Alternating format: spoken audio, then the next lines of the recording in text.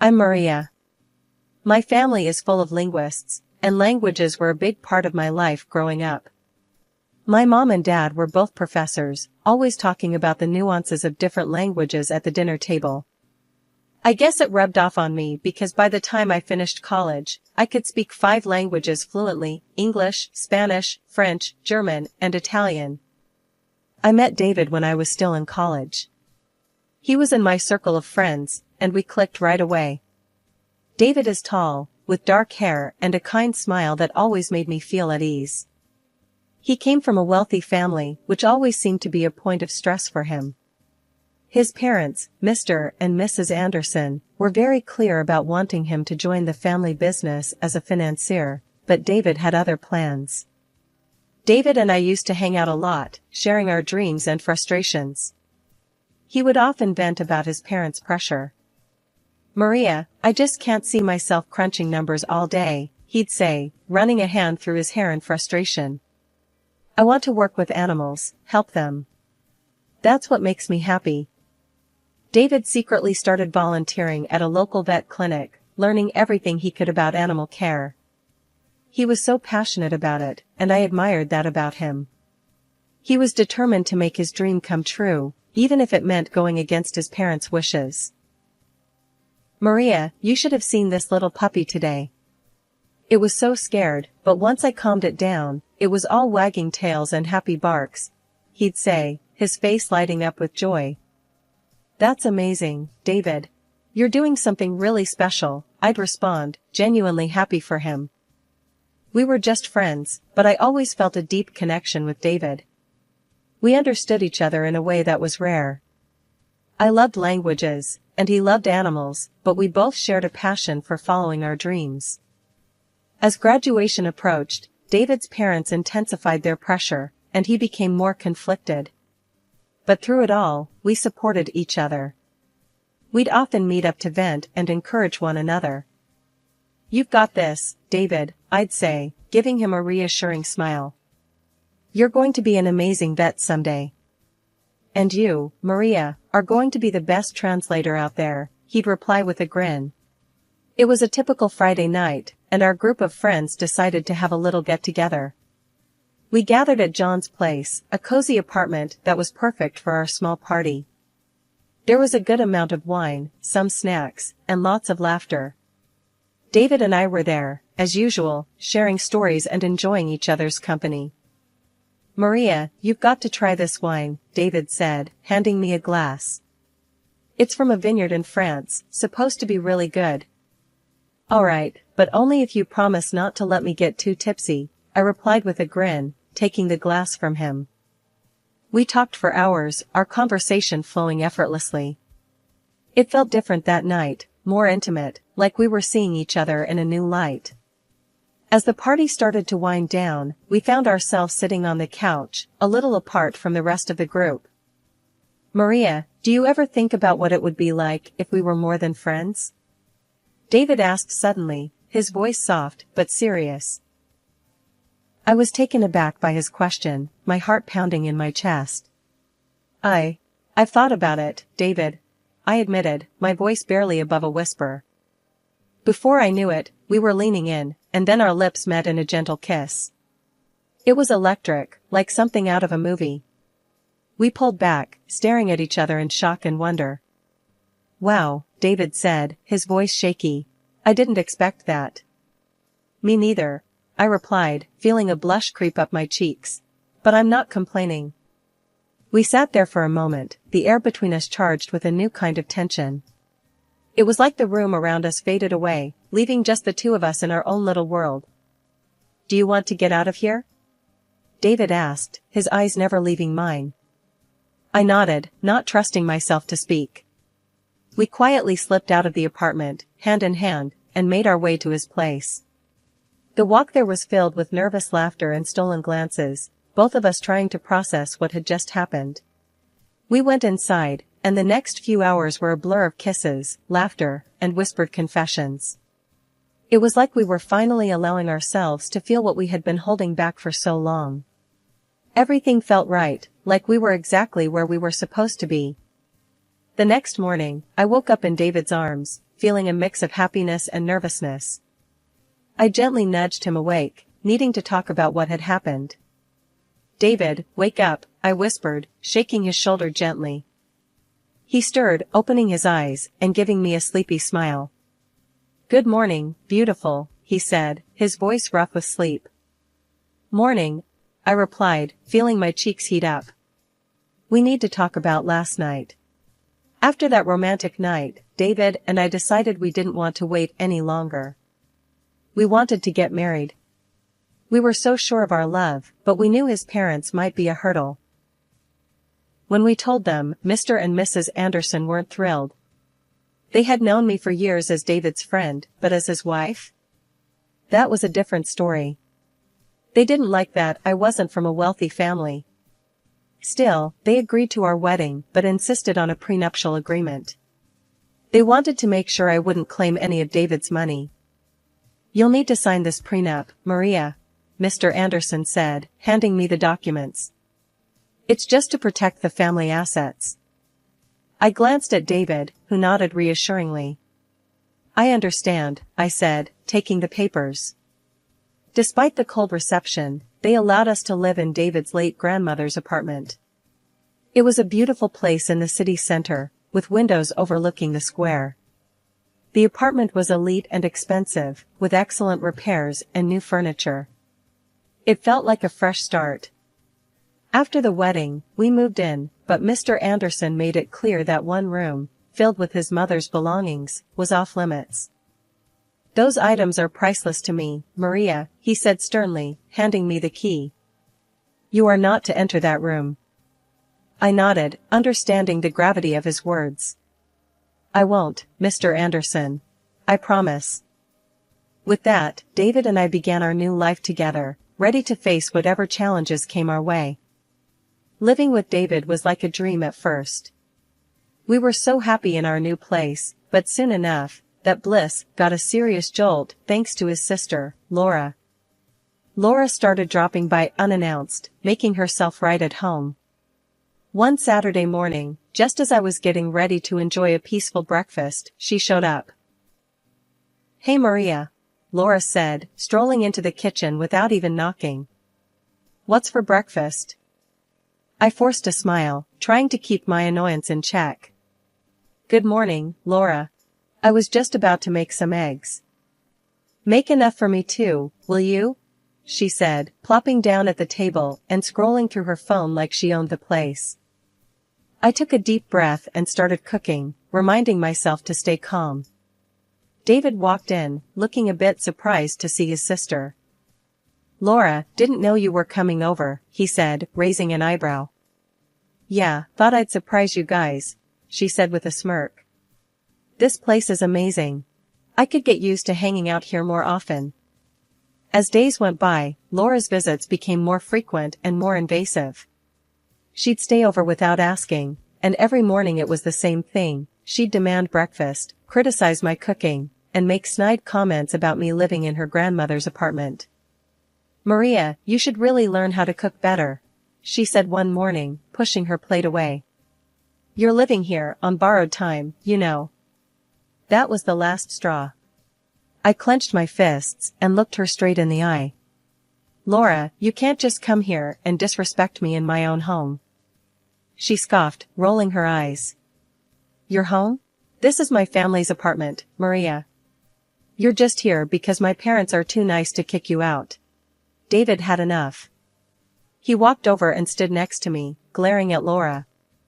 "Laura, you need to show Maria some respect. She's my wife, and this is her home too." Laura's face twisted in anger. Of course you'd take her side. Mom and Dad always loved you more, gave you everything, and now you're letting her take what's left. "Enough, Laura." David's voice was firm. "If you can't respect Maria, then don't come here anymore." Laura stormed out, slamming the door behind her. I let out a sigh of relief, feeling a mix of anger and sadness. David hugged me, whispering, "We'll get through this, I promise." The next day, my phone rang, and it was my mother-in-law. She didn't even bother with pleasantries. "Maria, I've heard terrible things about how you're keeping the apartment, she snapped. Laura says it's a mess, and you're not being a good hostess. I was stunned. Mrs. Anderson, that's not true. I've been doing my best to keep the place clean and welcoming. Clearly, your best isn't good enough, she retorted. We're very disappointed with David's choice to marry you. We think you should consider leaving. When I told David about the conversation, he was furious. They have no right to talk to you like that, Maria. We'll figure something out. Days turned into weeks, and the tension with David's family kept building. Laura continued her visits, though less frequent after David's outburst. She still managed to make every interaction a challenge. As the days passed, I focused on keeping our home a sanctuary, a place where David and I could escape from the outside world and his family's constant scrutiny. We knew we had to stick together and stay strong, no matter what challenges came our way. David worked for his father's company, but I was having a hard time finding a job as a translator. I went for interviews, but the jobs offered were way below my skills and pay expectations. One evening, I was home alone, feeling a bit down about another unsuccessful interview. I was just about to get comfortable when I heard the door unlock. I wasn't expecting anyone, so my heart jumped into my throat. In walked David's parents, Mr. and Mrs. Anderson, without so much as a knock. They just strolled in, acting like they owned the place, which technically, they did. "What are you doing here?" I asked, trying to hide my annoyance and shock. "You could have at least called." Mrs. Anderson looked around, her face twisted in disdain. "We don't need to call, before coming into our own apartment." "What if I was naked?" I shot back. "You can't just barge in like this." Mr. Anderson ignored me, looking around with a critical eye. "We've decided to install surveillance cameras, to make sure you're keeping it in order." I couldn't believe what I was hearing. "Cameras? You're kidding, right? This is our home, not a prison." Just then, David came home, looking tired but quickly realizing something was wrong. "What's going on?" he asked, glancing between me and his parents. "We're installing cameras," his father declared. "To keep an eye on how things are being maintained here." David's face turned red with anger. "This is ridiculous. You can't do that." "Yes, we can," Mr. Anderson snapped. "You owe everything to us. You should be grateful and keep quiet." Mrs. Anderson turned to me, her eyes cold. "You're a gold digger, Maria. You don't even have a job. You're just living off my son's money." That was the final straw. I looked straight at David and said, "I can't do this anymore. I want a divorce. I'm leaving." David's eyes widened in shock, but then he nodded. "If you leave, I'm going with you," he said, his voice steady. Mr. Anderson's face turned even redder. "If you walk out, you're cut off. No inheritance, no support." Mrs. Anderson added, "We'll move Laura in here for better control." That's when I had an idea. I winked at David and whispered, "Trust me, play along." David gave a slight nod. "All right, we'll get a divorce," he said, turning to his parents. They looked pleased with themselves. "Good," Mr. Anderson said. "We'll install the cameras and give Maria a month to find another place." Mrs. Anderson smirked. "You're doing the right thing, David. We'll have Laura move in next week." After David's parents left, he turned to me with a confused look. "Maria, why did you agree to a divorce and ask me to play along?" he asked, his eyes full of worry. I gave him a reassuring smile. "Just trust me, David. Do what I ask, and it'll all make sense soon." He sighed but nodded. "All right, I trust you." We hugged, and I could feel the tension in his shoulders ease a bit. A week later, David had to go on a business trip to Hong Kong for his father's company. As soon as David flew out, Laura and her boyfriend Rick showed up, just as his parents had promised. "Hey, Maria," Laura said with a smirk, walking in without knocking. "We're moving in to keep an eye on the place. Since you'll be leaving soon. I forced a smile. Welcome, Laura, Rick. Just one thing, don't go into the locked room or touch anything there, okay? Laura's eyes lit up with curiosity. Why not? What's in there? Just family stuff, I said, trying to sound casual. She made a sly face and nodded. Sure, we won't touch it. For the next week, I tried to get along with them, but it was tough. They treated the place like a party house, spending David's father's money and having a blast.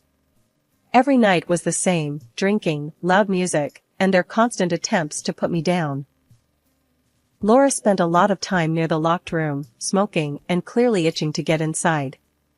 She tried to act casual, but I could see the curiosity eating at her. Every time she made a move toward the door, I was there, making sure she couldn't sneak in. A week later, I decided it was time to put my plan into action. I walked into the living room where Laura and Rick were lounging. Hey, I'm going to visit a friend for a few days, I said, grabbing my coat. I'll come back later for my things. Laura's eyes sparkled with glee. Really? That's great.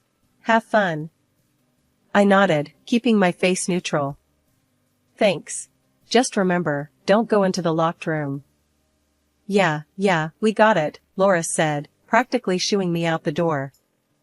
I left the apartment and checked into a nearby hotel, finally able to breathe a sigh of relief. I knew Laura's curiosity would get the better of her, and she'd try to get into that room the moment I was gone. Settling into my hotel room, I felt a strange mix of anxiety and satisfaction. I knew the next few days would be critical, but I was ready for whatever came next. David trusted me, and I was determined to see this through, no matter what. The morning after I left the apartment, I got a video call from Laura. I answered it, not sure what to expect, but ready for anything. Laura's face popped up on the screen, looking way too pleased with herself. She was standing in the middle of the now empty locked room, grinning like a cat that caught the canary. Hey Maria, guess what? She said, her voice dripping with smugness. I broke the lock and threw all your crap out. Oh, and I changed the locks on the front door. Good luck getting back in now. I couldn't help it, I burst out laughing. Laura's smug expression faltered, confusion replacing her glee. What's so damn funny? She snapped. I wiped a tear from my eye, still chuckling. Laura, you clueless fool. I took all my stuff with me. That room wasn't mine. It was packed with your dad's things. He specifically told me not to touch any of it. Her face turned ghostly white. What? No, you're lying. Nope, I said, smirking. Those were your dad's precious belongings. He made it clear they were off limits. Laura's eyes widened in horror. She turned to Rick, who was lounging in the background. Rick, you moron. We've got to get those things back from the trash, now. Rick jumped up, looking panicked. What do you mean? We tossed everything last night. It's probably all gone by now. I watched the chaos unfold, feeling a deep sense of satisfaction. Laura, maybe start thinking about what your dad will do when he finds out you trashed his stuff. Laura's face crumpled, and she began to cry, her shoulders shaking with sobs. This can't be happening. We're so screwed. I couldn't hide my satisfaction as I watched her meltdown. Well, Laura, maybe next time you'll listen to people when they warn you. With that, I ended the video call, feeling a wave of relief and triumph. Finally, karma had caught up with Laura, and it was a sight to see. I leaned back in my hotel chair, savoring the moment. It felt good to see her get a taste of her own medicine. After David got back from his business trip, he came straight to my hotel. We decided to head back to the apartment together, hoping to finally sort out the mess Laura had caused. As we arrived at the apartment, we were greeted by flashing lights and police officers. We walked up to find Laura, looking disheveled and panicked, talking to the police. Rick stood next to her, looking just as freaked out. Laura was waving her arms, trying to explain something. It was a break-in, she was saying, her voice shaky. All the valuable stuff from the locked room was stolen. Just then, Mr. Anderson pulled up, his face a mask of fury and concern. He stormed over to the police, demanding to know what was going on. "What's all this about a robbery?" he barked. One of the officers turned to him. "Sir, the young lady here claims the apartment was broken into and items were stolen from a locked room." Mr. Anderson's eyes narrowed. "We need to check the surveillance footage. There are cameras installed in the apartment." Laura and Rick turned pale at the mention of cameras. They exchanged panicked glances, clearly realizing the trap they had walked into. The officer nodded. "All right, let's take a look at that footage." We all went up to the apartment, and Mr. Anderson quickly accessed the camera system. As the footage played, it showed Laura and Rick breaking into the locked room and throwing out all the items. A heavy silence fell over the room as everyone watched the damning evidence. Laura's face was a picture of horror, and Rick looked like he was about to faint. Mr. Anderson's face turned a dangerous shade of red. "Laura, what the hell have you done?" he roared. Laura started to cry, her voice shaking. "Dad, I'm sorry. I thought these were Maria's things. We didn't know what else to do." "You lied to the police. You tried to stage a robbery to cover up your stupidity." Mr. Anderson exploded. "I can't believe this." The police officer cleared his throat, looking stern. "Ma'am, you've made a false report. That's a serious offense." Mr. Anderson shook his head, his voice trembling with rage. "Because of your actions and this deceit, I renounce you, Laura. You're disinherited.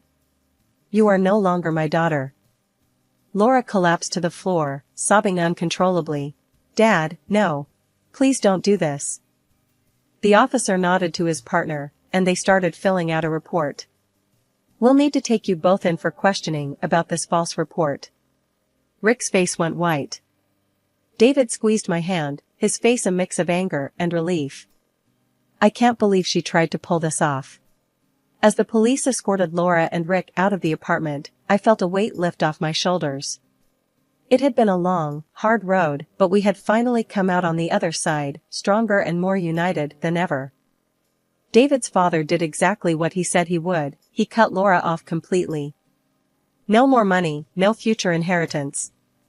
Her boyfriend ditched her too, seeing as he was only in it for the cash. Now Laura stuck in a tiny, run-down apartment, scraping by on her own. It's a tough break, but she had it coming. Meanwhile, David and I decided it was best to cut ties with his controlling parents, at least for a while. David quit his father's company and finally opened his own veterinary clinic, something he's always dreamed of. I'm so proud of him. And as for me, I landed a great job as a translator for a big international company. We're both working hard, but it's worth it for the freedom we have now. We're still in a rented apartment, but it feels like home because it's ours. No more constant surveillance or judgmental eyes watching our every move. We're making plans for the future, like buying our own house and starting a family.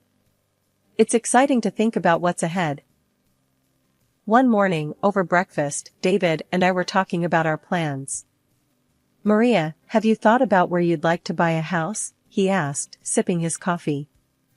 I nodded. "Yeah, somewhere quiet, but not too far from the city." "What about you?"